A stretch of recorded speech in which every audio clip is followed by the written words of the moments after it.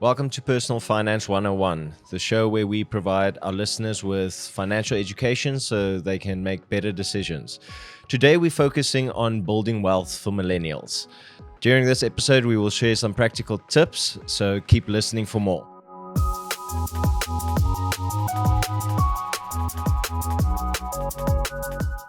My name is Justin Els, and I am a certified financial planner and director at TVC Wealth and Health Managers.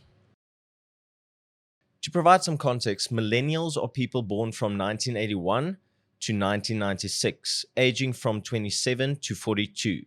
When it comes to wealth creation, millennials have had it hard. Most of them have entered the workforce at a very difficult time, the housing crisis from 2007 to 2009. And since then, they've had some hardships, which includes a global pandemic and also includes AI and machine learning disrupting industries. I myself am a millennial, and don't get me wrong, we've had some amazing benefits like medical and technological advancements. But when it comes to home ownership, we unfortunately missed the boat when it comes to cheap home loans. When it comes to boomers, they've had it much easier when buying property, where with millennials, property just seems unaffordable at the moment.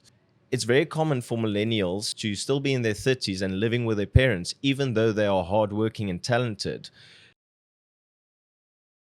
Let's put this in perspective a bit. In the 1980s, a house cost about $67,000. Adjusted for inflation, in today's value, that would be about $215,000. Now, a house for a millennial will cost about $470,000, which is double the price. So if you compare the cost of houses versus the cost of living, it just makes it unaffordable for millennials to afford houses. This is because wages has flatlined, but the cost of living has just increased. While it's harder to accumulate wealth, it's not impossible, but the first step is financial education. Let's look at a few stats. 63% of millennials say that they do not feel comfortable with financial planning and retirement planning. They are simply not educated.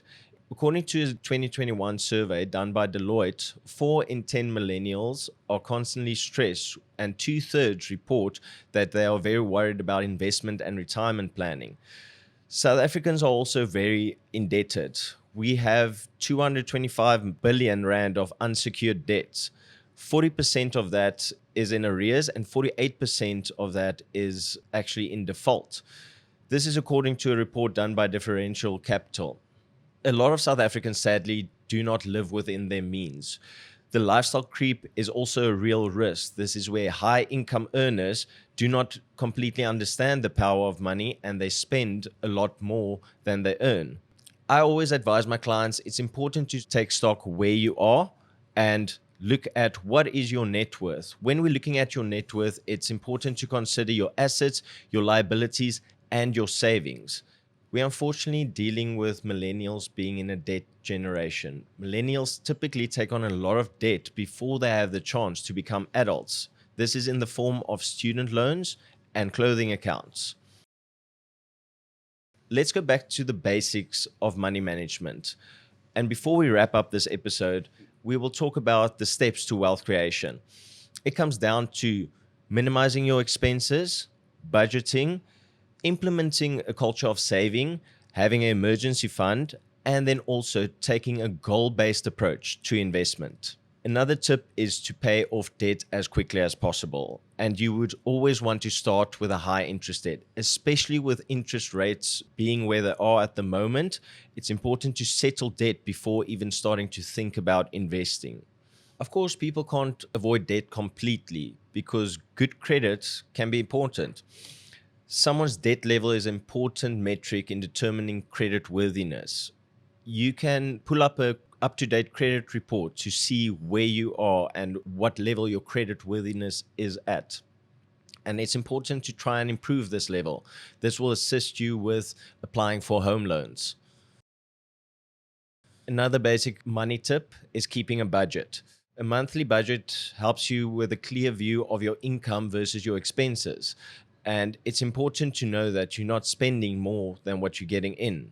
This is basic management 101. And of course, there's the emergency fund. This is the money you have in place for a rainy day. We all have those unexpected expenses that can really come out of nowhere, and it's important not to access credit in those situations. You must always have some money available to address those needs. We usually recommend our clients save up to about 3 months worth of expenses to address this risk of unexpected expenses. A good rule to follow can be following the 50, 30, 20% budget rule. 50% spending that on your needs, 30% spending that on your wants, entertainment, dining out, socializing, and 20% allocating that towards saving. Obviously, this is a rule of thumb, but it's a good idea to save as much as you can because you will benefit in the future for that. Talking about saving, it's important to save first and spend last. You can do this by automating your savings, setting up debit orders so that when your income comes in, you automatically save and then you spend what is left. Without a clear idea of where you're going, it's very difficult to plan. So it's important to set some saving goals. We recommend using the SMART method. Your goals should be specific, measurable, achievable, realistic, and time specific. A few examples of saving goals can be have 3 months worth of expenses in an emergency fund, save for a deposit on a house in the next 3 to 5 years, and replace 75% of your income at retirement. It's also important to consider saving versus investing. The reason investing can pay off in the long run is that you are compensated for the risk you take. Banking products like savings account are generally low risk, but the yield they offer is usually lower than inflation, which means you lose purchasing power in the short term. When you invest in markets, they offer higher returns because you are being compensated for the risk you take. The risk you take is called volatility. That means your money goes up and down in the short term, but generally over the long term, your money grows more than inflation grows, and this increases your purchasing power. When it comes to investing, I tell my clients there's a few factors that they should consider. One of them is liquidity. They must know when they want to access the money, because this will affect the asset classes they invest in. With that being said, clients should also know how different asset classes perform, and they should understand what they are investing in. Lastly, I recommend that my clients do a goal-based approach to investing, understanding the investment and understanding how that investment is structured to achieve their goal. We talk about this more in our blog at www.tvc.co.za/insights. Go take a look there. We understand that financial management can be tricky and complex. That is why it's important to partner with a good financial advisor. This will give you peace of mind and important insights. There's no doubt that millennials have had it tough to build and create wealth, but it's not impossible, and with the right partner at your side, you too can create wealth.